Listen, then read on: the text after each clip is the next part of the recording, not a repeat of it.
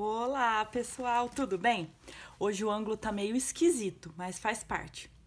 Estamos na continuação do capítulo 7, página 8, capítulo 7 da apostila 3. Ou como eu gosto de falar por cor, né? Apostila verde, certo? Capítulo 7. Então vamos lá. Pessoal, na última aula nós tínhamos começado o capítulo espaço rural e urbano na América e na África. E nós falamos um pouco de espaço rural, falamos de agricultura itinerante, que é aquela que vai rotacionando a terra, falamos de agricultura por irrigação, falamos de plantation, certo? E agora nós vamos falar de agricultura moderna. É muito fácil. Quando vocês pensam em agricultura moderna, ai, socorro, ó o ângulo, tá mexendo. Ai, socorro. Bom, a agricultura moderna, página 8, ela dispõe de ciência e tecnologia, certo? Eu fico olhando para cima de boba, porque eu tinha que olhar aqui na câmera, né? Ela dispõe de ciência e tecnologia.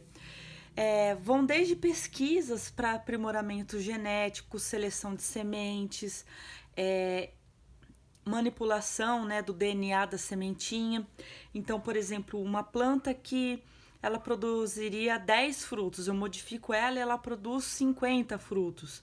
Ah, ela demoraria 6 meses, eu modifico e agora ela produz em 4 meses e mais, né? E também maquinário, né? A modernidade aí chegou no campo. Só que igual às cidades, igual o todo, nada é igual, certo? Então, assim, o campo em um país não é igual ao campo em outro país. E dentro do país, uma região não é modernizada igual outra região. A modernização do campo acompanhou o avanço tecnológico do ser humano. E a modernização do campo aconteceu principalmente quando aconteceu a Revolução Industrial, que foram inventadas as máquinas, e aí elas também, com o tempo, chegaram no campo. O homem saiu da enxada e daquele arado puxado pelo cavalo, né, pelo boi, e foi aí para aquela irrigação, aqueles arados que tem aqueles braços enormes do lado, né, e aí por aí vai. A modernização, então, acompanhou o progresso tecnológico que se deu com as indústrias desde do meio do século XIX.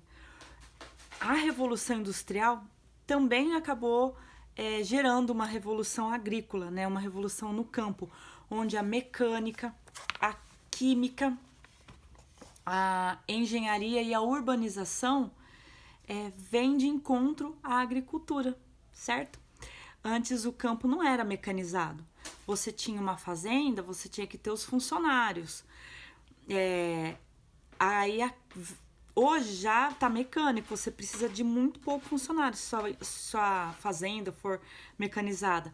Igual a questão química, né? A professora de química de vocês, o pessoal da química produziu fertilizantes, adubos, defensivos agrícolas, para não deixar praga.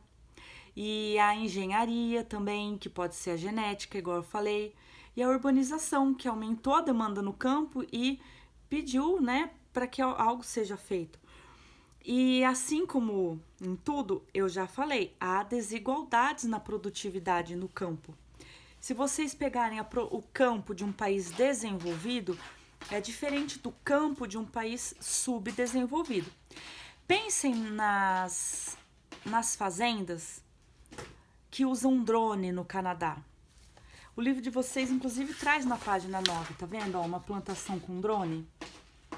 É diferente, se vocês pensarem, numa plantação do Nordeste aqui do Brasil, que não é a parte moderna, porque tem coisa moderna no Nordeste, que são as frutas que são feitas por irrigação do Rio São Francisco pela transposição do rio. Mas se vocês pegarem a agricultura lá do sertão do Cariri, é diferente. Pega a agricultura da África, é diferente dessa agricultura de drone que eu tô falando no Canadá, né?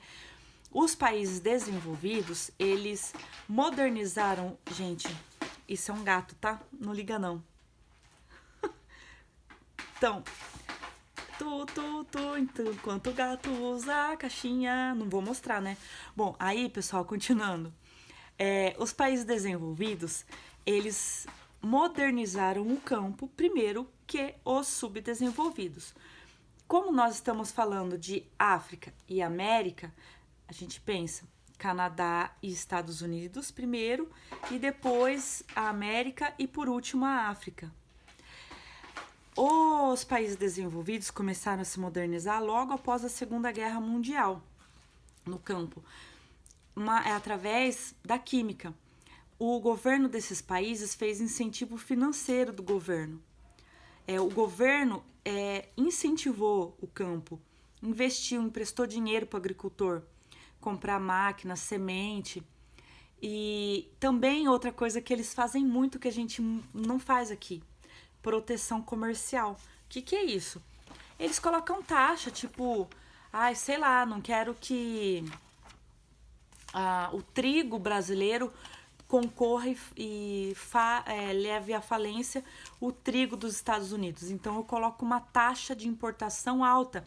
Aí todo o trigo que o Brasil tentar vender para lá dentro vai custar muito caro, porque vai ter pago muito imposto. Então eles também fazem proteção comercial com os produtos agrícolas deles.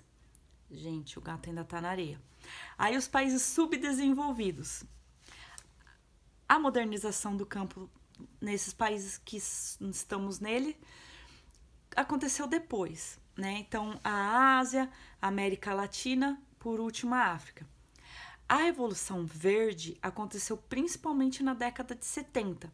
Foi uma busca por uma maior produção e uma maior produtividade. Então, assim, a área que eu produzia era essa. Eu aumentei a produção e também a produtividade. A planta produz mais, por exemplo. Por quê? Aumentou o mercado, né? Na década de 70, mas as pessoas estavam saindo do campo e indo para as cidades. Então, isso foi aumentando a demanda. A busca por preços mais acessíveis e o sonho de acabar com o flagelo da fome no mundo. Aí eu faço uma pergunta para vocês, pessoal. Se bem que eu acho que vocês já sabem a resposta. Será que nós não produzimos comida suficiente no mundo para todos? Produzimos. O problema é que isso está concentrado. Se você pegar a quantidade de calorias que um cara dos Estados Unidos consome e comparar com a quantidade de calorias que um cara da Etiópia consome por dia, dá pra gente perceber que há uma concentração dos melhores produtos, das melhores frutas, das melhores sementes na Europa, nos Estados Unidos, no Canadá, no Japão, enquanto o restante do mundo vive com menos. E um exemplo disso é o Brasil, né? As nossas melhores frutas são selecionadas e exportadas. O que fica aqui, apesar de estar muito bonito lá no mercado, que eu não vou fazer propaganda aqui de Bauru, grande parte dela ainda é menor e mais feinha do que foi exportado, que foi para fora do país, né? Então, assim, a fome no mundo é responsabilidade não só de aumentar a produção ou a produtividade, mas também a concentração dessa comida, né? Igual a renda. Não há dinheiro no mundo para todo mundo? Há, né? Só que esse dinheiro está concentrado. Então, vamos lá. E essa coisa do campo moderno, né? O que esse campo moderno tem? Ele tem informatização. Fazenda com computador, pessoal. Informatizando, mandando dados. Tem plantação que eu já vi que tem até câmera que fica filmando a plantação. Mapeamento por satélite, a geografia entra aí, também com o georreferenciamento. Né? A pulverização muitas vezes é feita de avião. Pulverização agrícola, sobrevoa o avião e vai soltando ali o defensivo agrícola, né? Ou o pulverizante. Existe, pessoal, precisão digital. Você vê ali naquele ponto da plantação, tá começando com uma seca, ou a planta tá estranha, ali tá secando. Vamos lá ver. O maquinário é moderno, tanto para plantar quanto para colher. Tem colheitadeira que socorre, é coisa de outro mundo. Vocês já foram em feira agropecuária? Tem aqueles equipamentos enormes que a roda é mais alto que a gente, né? Aquelas máquinas são muito caras e elas fazem de tudo. Tem máquina que só ela vai plantando, ela faz o furo, ela põe a semente, ela tampa. Tem máquina que só faz o furo e vai jogando, aí vai atrás uma outra tampando ou um cara tampando, sei lá. Mas tem máquina que faz tudo, né? A manipulação genética, irrigação de precisão, é ali que eu tenho que irrigar. Defensivos agrícolas eficientes para as pragas, fertilizantes potentes, drones. Tudo isso faz parte da agricultura moderna, que é diferente lá da itinerante que eu falei para vocês, que o sujeito taca fogo no mato para desocupar, para daí ele plantar e em 10, 20 anos aquilo lá já não produz mais, ele abandona aquela terra depois de uns 5 anos, vai para outra, depois de uns 20 anos que ele volta naquela, né? É bem diferente. Ou dos arrozais da China, que é a agricultura de irrigação, que a colheita é feita com a mão, né? Aqui não. Aqui nós estamos falando de uma empresa agrícola. E quem apoia a agricultura moderna argumenta que isso aumentou a produção de alimentos no mundo. E quem critica fala assim: beleza, aumentou a produção de alimentos no mundo, mas esses alimentos estão sendo padronizados. Sempre o mesmo milho, sempre a mesma ervilha. Pessoal, na época dos incas, maias e astecas, existiam mais de 300 tipos de milho. Vários. Eu acho que hoje não deve contar 100. Pessoal, quantas espécies de milho não se perderam? Então essas pessoas criticam, elas falam, quem critica, né? Que apesar de ter aumentado a produção de alimentos no mundo, isso está muito padronizado, é sempre os mesmos produtos. Isso está acontecendo uma perda de culturas cultura, não estou falando de cultura de pessoas, estou falando cultura vegetal, de plantação, de tipo de planta, né? Há uma perda das culturas antigas e de conhecimento também, porque você aprende a plantar só aqueles ali que está sendo plantado, né? E, pessoal, é verdade, o milho é sempre o mesmo hoje, principalmente aqui no Brasil. Você ainda vai para fora, você vê umas espigas de milho preto, espiga de milho bem laranja, espiga com milhinho, espiga fininha, espiga mais grossa. E ainda assim, um monte de tipos de milho se perderam, né? E então o pessoal fala sobre isso. A Revolução Verde, então, foi essa revolução na agricultura que trouxe modernização ao campo, revolução das técnicas agrícolas, desde aprimoramento genético, a mecanização, as máquinas, aos fertilizantes, adubos, e ela veio aumentar a produção de alimentos no mundo, mas com as consequências da perda que nós temos aí genética e de conhecimento, né?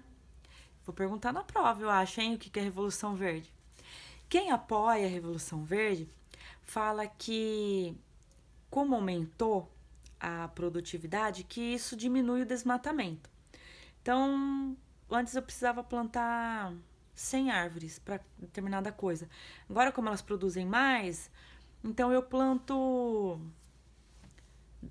10, 15 árvores. E aí eu não preciso desmatar.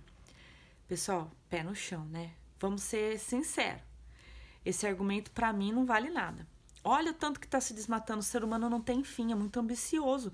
E daí que aumentou a produtividade. Quero produzir mais, eu quero vender mais, eu quero que uma fazenda lucre mais. Eu vou destruir mais a natureza. Então, para mim, isso aí não vale, tá? E quem critica a Revolução Verde, quem não gosta da Revolução Verde, fala que ela acaba esgotando o solo, que é colocado no solo um excesso de produtos químicos. E também essa empresa agrícola, ela acaba massacrando o pequeno produtor. Então, o pequeno produtor não consegue competir, fale, perde a sua terra, a empresa grande compra, então aumenta a concentração de terras. A terra, na nossa Constituição, está lá, que ela possui, assim, não só a terra do campo, mas como a moradia da cidade, né? Eles possuem um papel social. A terra, a propriedade, né, seja rural ou urbana, ela não pode ser concentrada, porque senão você gera problema social. Você vai ter gente sem terra, gente sem casa, sem teto, né? E isso gera pressão e problema social. Então, na medida do possível, elas têm que ser acessíveis. E também, as pessoas que não gostam da Revolução Verde dizem, justamente pelo pequeno produtor não conseguir competir, que aumenta as desigualdades sociais no campo, né? Piora bastante a situação do camponês. Ele acaba sendo expulso para a cidade porque ele não consegue acompanhar o campo ali moderno dele. Ele não tem dinheiro para comprar esse maquinário, semente selecionada e por aí vai. Vou contar um caso, não é particular, mas o Sebastião Pinheiro, ele foi o maior nome em transgênicos do mundo, brasileiro, da Universidade do Rio Grande Federal, lá do Rio Grande do Sul. E a Monsanto é a maior produtora de sementes do mundo. Pessoal, só para vocês terem noção, ela controla onde há plantações no mundo que utilizam as sementes dela. Ela colocou pigmento, alguma coisa ali na semente, que no satélite acende onde que está sendo plantado. E ela tem satélite. O que o produtor rural do sul fazia? Comprava aquele saco de semente, falava, nossa, esse milho aqui produz muito mais, eu vou pegar a semente e vou replantar. O que ele não sabia? Que tinha lá no contrato dele de quando ele comprou a semente, que se caso ele for replantar, ele tem que pagar uma taxa. Se ele não pagar essa taxa, ele vai ter uma multa desse tamanho. Aí, ou o cara sabia da multa, mas não sabia sabia da taxa, mas não sabia da multa. Aí o cara fala assim, quer avisar a Monsanto que eu vou replantar a semente dela? Vou pegar aqui e vou plantar de novo. Não vou pagar essa taxa, não. Ele plantava. Aí a Monsanto descobria. Daí a Monsanto ia lá. E o cara perdia a propriedade, porque a multa era tão alta que ele não conseguia pagar. A propriedade acabava indo para Monsanto. Bom, Sebastião Pinheiro fazia o trabalho de conscientização dessas pessoas do campo. O que esse homem já foi ameaçado de morte, vocês não têm noção. Então, quando a coisa piorava, ele ia pro Nordeste na casa de uns amigos, eu escutei da boca dele, tá? Ele ia pra casa de uns amigos no Nordeste, ficava lá escondido até a coisa acalmar, os amigos dele no Sul trabalhavam, advogado, aí ele voltava. Pessoal, é o grande poder do dinheiro, né? Falando nisso, vocês viram que no Carrefour morreu uma pessoa e colocaram sombrinhas, cercaram com tábua para os consumidores não verem, colocaram aquela faixa preta e amarela e o Carrefour continuou aberto. Então, né, são coisas pra gente questionar aí pra onde a gente tá indo, né? Mas voltando, parece que eu não gosto da Revolução Verde, porque eu não concordo nada com aquele argumento de que a produtividade poupa a necessidade de desmatamento. É mentira isso aí, ser humano, né? Mas não é que eu sou contra. Eu sou a favor. O que eu sou contra é que o ser humano não toma jeito, né? Na verdade, essa Revolução Verde não tinha que ter vindo para intensificar as desigualdades no campo. Ela tinha que ter vindo para melhorar a qualidade de vida das pessoas. É justamente o egoísmo das pessoas que gera problemas, né? Porque se a Revolução Verde fosse para todos, o governo desse acesso a essas sementes aos pequenos produtores, financiamento das máquinas, não haveria concentração de terras, né? E outra coisa, excesso de produtos químicos. Imprudência, ganância, eu quero produzir mais, eu vou colocar. Inclusive, esse governo liberou mais de 30 produtos, não é fertilizantes, mas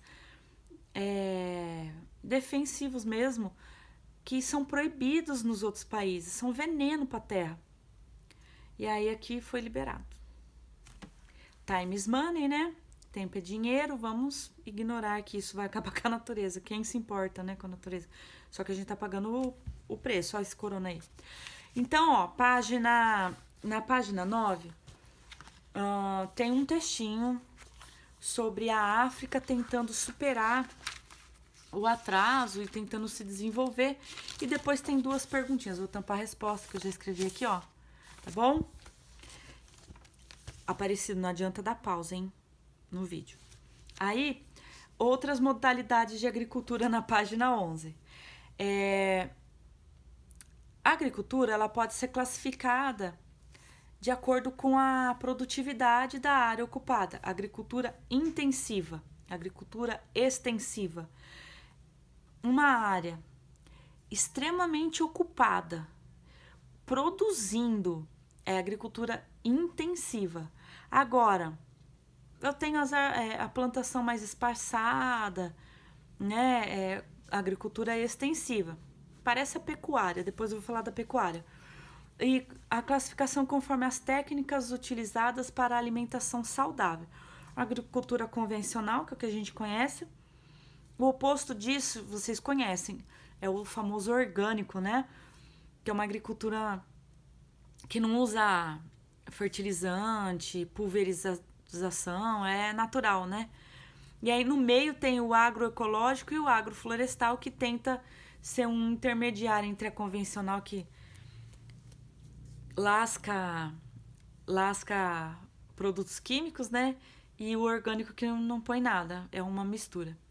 O IBGE, o Instituto Brasileiro de Geografia e Estatística aqui no Brasil, também classifica de acordo com os objetivos, a estrutura e o tamanho da propriedade. A propriedade, ela pode ser familiar ou não familiar. Essa não familiar é a patronal.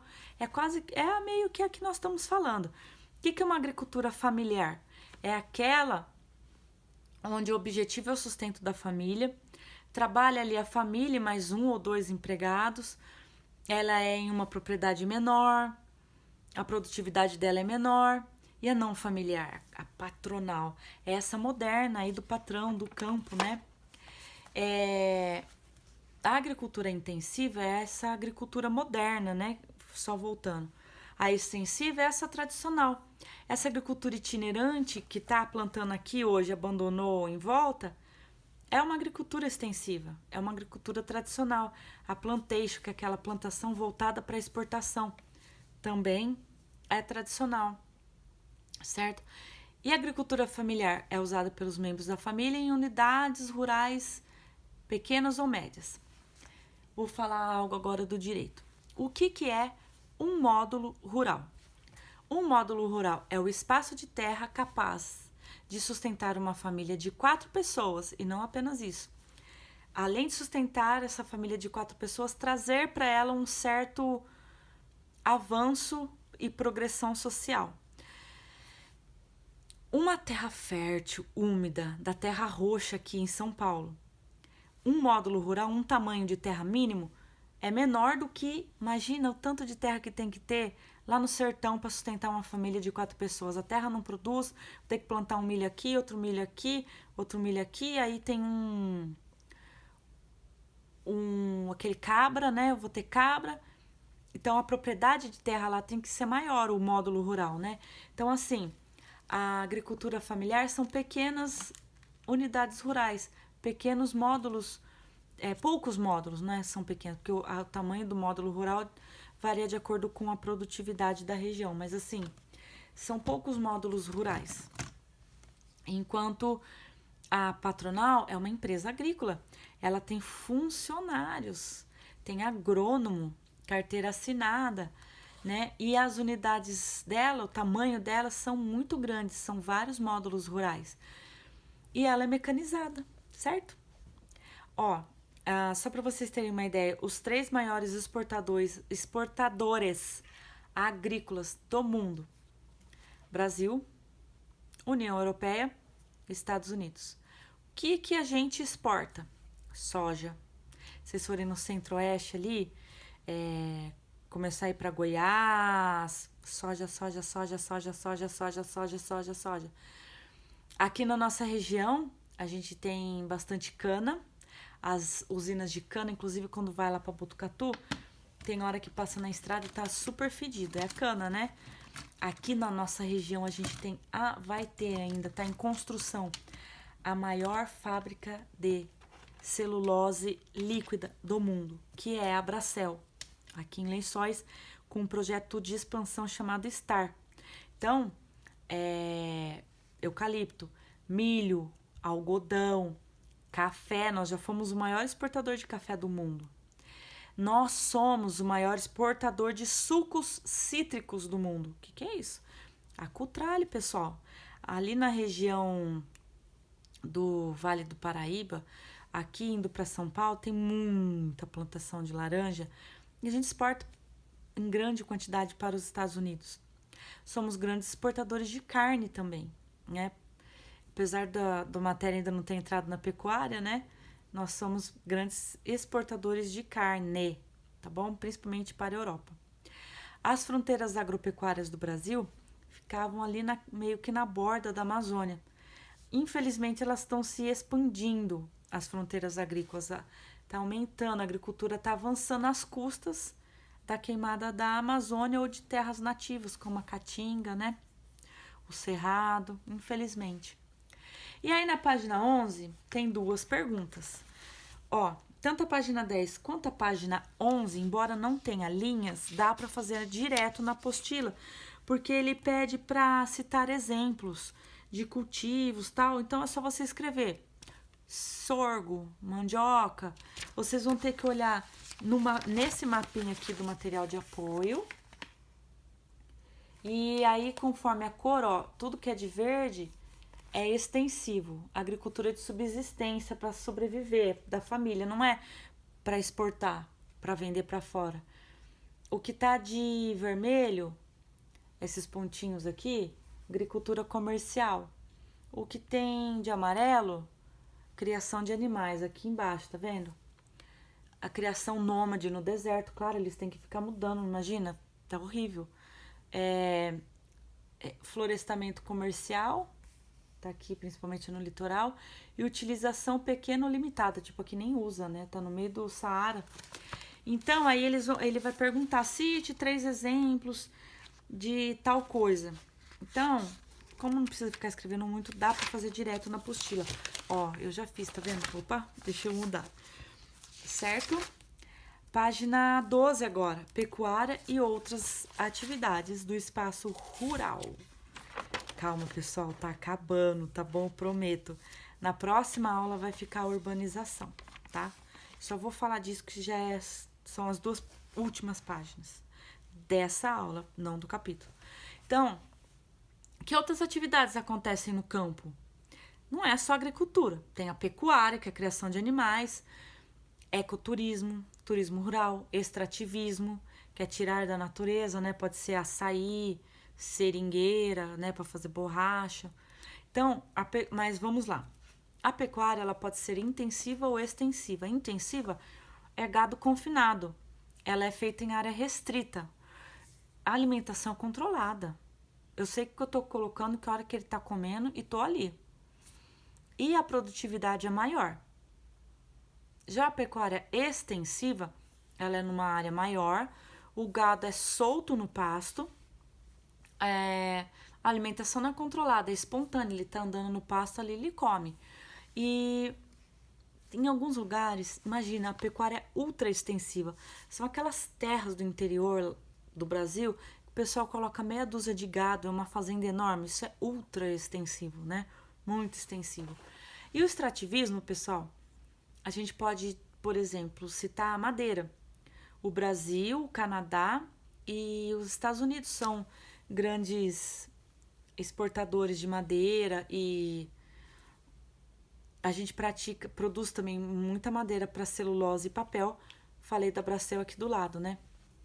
A seringueira, assim como a castanha do Pará, o açaí e o guaraná, eles são extraídos das florestas equatoriais e tropicais. Onde que a gente tem floresta seringueira? Na floresta amazônica. Então, os países ali, Colômbia, Equador, Brasil, Bolívia e Peru, são países que tem floresta amazônica. O pessoal vai lá riscar a árvore para cair aquela seiva branca, para fazer látex, aliás, que é o látex, né? Que é na árvore chamada seringueira. Você tem uma seringueira, você risca a árvore, vai cair aquele caldinho branco que é o látex, aí você faz borracha. E além da nossa floresta amazônica, lá no Congo, que é na África, na região central da África, que tem também bastante seringueira. Deixa eu abrir o mapa aqui. Aqui. Nessa região aqui, ó, do centro da África, né, que fica a floresta do Congo, que é outra grande floresta equatorial maravilhosa e que também está sendo destruída igual a nossa. Lá também tem bastante seringueira. Aí a castanha do Pará, o açaí e o guaraná, além das florestas equatoriais, que são essas daí que eu falei, as florestas mais verdes do mundo, elas também são encontradas nas florestas tropicais, tipo a Mata Atlântica, né? Ela tem babaçu, coco, palma, palmito e por aí vai. E a pesca é fácil, é na costa, né? Não vai ser no meio, né? Vai ser na costa, aqui na África, principalmente na região do Mediterrâneo, com o Marrocos, na costa brasileira, na costa do Pacífico, né? Tem bastante pesca, bem tranquilo isso, né? E agora, já para ir acabando, silvicultura. Silvio, não é criação de sílvios, nem plantação de sílvios. É um reflorestamento comercial, é diferente de extrativismo, porque o extrativismo pega a árvore nativa e usa. Aqui não, aqui eu plantei, né? Principalmente eucaliptos e pinos aqui, ó, agudos, não tem ali a Duracell? Duracell não, misturei Bracell com Duratex. Tem os eucaliptos ali da Duratex, né? Aquilo é silvicultura, é um reflorestamento comercial, para o comércio. Além de trazer dinheiro, muitas áreas que foram destruídas por mineração, elas são reflorestadas com silvicultura. Só que tem que tomar cuidado para você não plantar uma espécie de planta, uma cultura que vai judiar da área, porque se ela não é dali e ela é plantada ali, ela pode piorar a situação ambiental, né? Tipo, ela consome muita água ali, quase não tem água, vai secar tudo, né? Que as árvores vão consumir. Então, tem que ver que tipo de árvore que planta nisso aí, né? E que região. Além disso, né? Além da agricultura, da pecuária, da silvicultura e do extrativismo, a gente tem também no campo o turismo rural, ecoturismo, né? Que visa preservar a natureza. O livro de vocês traz uma foto. Deixa eu achar aqui, que eu tava na... Opa! Eu tava na página da... Ó, aqui, isso aqui é na África, viu? Mas lembra a nossa aqui, né? Da Duratex, aqui perto, em Agudos. E aqui é um ecoturismo, né? Você anda aqui no meio da natureza sem destruir. As verbas do parque voltam para a própria natureza, para o próprio parque, né? E a tarefa não está pequena. Página 10, 11. Opa, deixa eu tampar. Página 13. Que é só colocar o númerozinho. E o exercício 1 e 2 da página 21. Calma que não acabou. Ó, exercício 1 e 2 da hora de estudo. E o caderno de exercícios, eu passei metade do capítulo. Para a semana que vem não ficar muita coisa, tá bom? Então, ficou da página 3 até a página 7, tá? Acabou, pessoal. Ó, tô tentando fazer uns vídeos mais maneiros, mais pequenos, né? Boa semana. Não se esqueçam, tem 2 aqui, de beber água, tá bom? Um beijo, pessoal. E esse final de semana, pelo jeito, não sei se no final de semana, mas amanhã, aliás, hoje que vocês vão assistir a aula, vai estar mais friozinho, né? Então aproveitem aí para estudar bastante. Um beijo, pessoal. Tchau. Ai, deixa eu achar aqui. Ai, socorro.